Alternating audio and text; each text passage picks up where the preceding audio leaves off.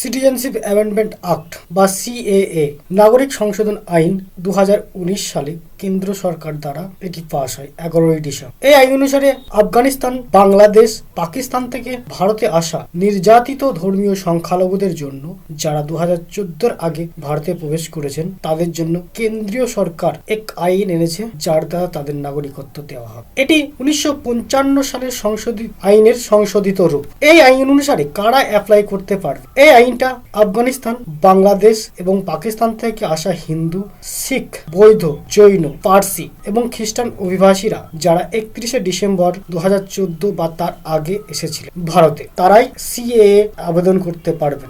এই আবেদন করার জন্য কি কি ডকুমেন্ট লাগবে সেগুলো একটু দেখে। প্রথমত, ভারতের আগমনের সময় ভিসা এবং ইমিগ্রেশন স্ট্যাম্পের কপি।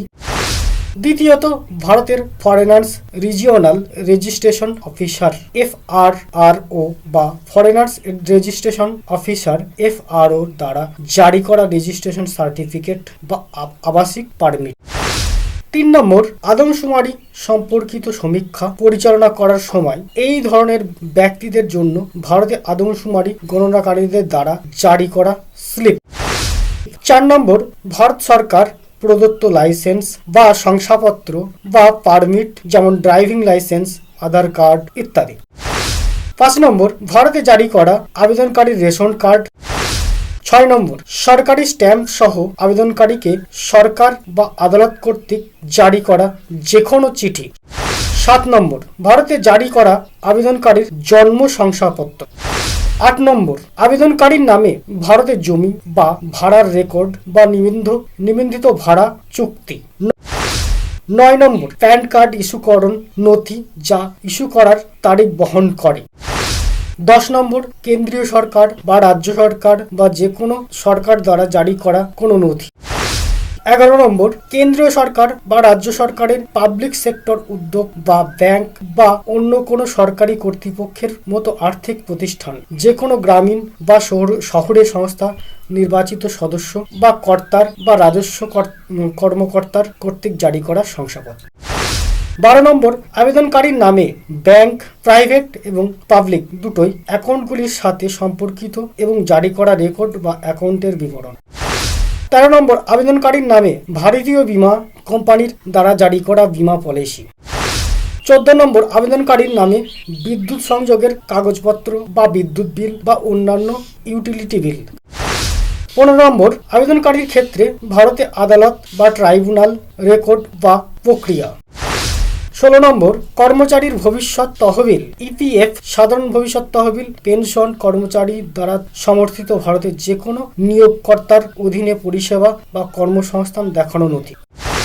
17 নম্বর, রাজ্য বীমা কর্পোরেশন বা ESICর নথি। 18 নম্বর, ভারতে জারি করা আবেদনকারীর স্কুল ছাড়ার শংসাপত্র।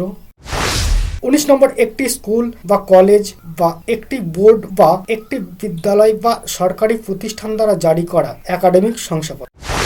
20 নম্বর, আবেদনকারীকে পৌরসভার ট্রেড লাইসেন্স প্রদান করা হয়েছে এমন কোনো শংসাপত্র। 21 নম্বর, বিবাহের সনদপত্র। এই গেল 21টি ডকুমেন্টের বিষয়। এবার আমরা আসবো এমন কিছু ডকুমেন্ট যেগুলো অবশ্যই লাগবে। এগুলির মধ্যে থেকে যে কোনো একটিকে আপনাকে দেখাতে হবে, তবেই আপনি নাগরিকত্ব পেতে পারেন। এর মধ্যে হচ্ছে বাংলাদেশ, আফগানিস্তান, পাকিস্তান সরকারের ইস্যু করা পাসপোর্ট কপি। 2 নম্বর, বিদেশি নিবন্ধন অফিসারের ইস্যু করা রেজিস্ট্রেশন সার্টিফিকেট বা বসবাসের অনুমতিপত্র। 3 নম্বর, বাংলাদেশ, আফগানিস্তান, পাকিস্তান সরকারের ইস্যু করা জন্ম সার্টিফিকেট। 4 নম্বর, বাংলাদেশ, আফগানিস্তান, পাকিস্তান স্কুল বা কলেজ বা বোর্ড বা বিশ্ববিদ্যালয় ইস্যু করা স্কুল সার্টিফিকেট বা শিক্ষাগত শংসাপত্র। 5 নম্বর, বাংলাদেশ, আফগানিস্তান, পাকিস্তান সরকারের বা সরকারি আধিকারিক বা সরকারি এজেন্সির ইস্যু করা যে কোনো ধরনের পরিচয়পত্র। 6 নম্বর, বাংলাদেশ, আফগানিস্তান, পাকিস্তান সরকারের ইস্যু করা যে কোনো লাইসেন্স বা শংসাপত্র। 7 নম্বর, বাংলাদেশ, আফগানিস্তান পাকিস্তানের জমির দলিল বা ভাড়াটিয়া কাগজ।